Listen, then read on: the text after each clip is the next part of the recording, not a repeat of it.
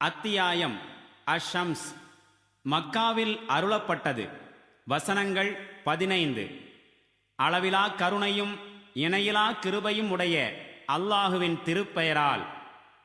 சூரியன் மீதும் அதன் வெயிலின் மீதும் சத்தியமாக, மேலும் சந்திரன் மீது சத்தியமாக, அது சூரியனை தொடர்ந்து வரும்போது. மேலும் பகலின் மீது சத்தியமாக, அது சூரியனை வெளிப்படுத்தி காட்டும்போது. மேலும் இரவின் மீது சத்தியமாக, அது சூரியனை மூடி மறைத்துக் கொள்ளும் போது.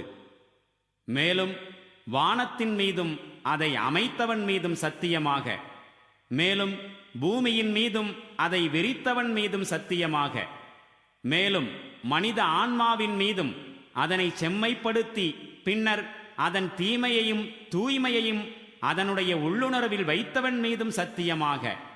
திண்ணமாக வெற்றி பெற்றுவிட்டான் மனதை தூய்மைப்படுத்தியவன், மேலும் தோற்றுவிட்டான் அதனை நசுக்கியவன். சமூது சமுதாயத்தார் தங்கள் வரம்பு மீறிய போக்கினால் பொய்யென தூற்றினார்கள். அவர்களில் மிகவும் கேடுகெட்ட ஒருவன் எழுந்து வந்தபோது அவர்களை நோக்கி அல்லாஹுவின் தூதர் கூறினார், எச்சரிக்கை, அல்லாஹுவின் ஒட்டகம், அதன் மீது கை வைக்காதீர்கள், அது நீர் அருந்துவதை தடுக்காதீர்கள்.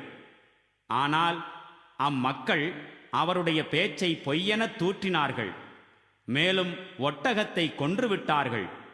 இறுதியில் அவர்களுடைய இறைவன் அவர்களுடைய பாவத்தின் விளைவாக கடுமையானதொரு ஆபத்தை இறக்கி அனைவரையும் அழித்து மண்ணோடு மண்ணாக்கிவிட்டான்.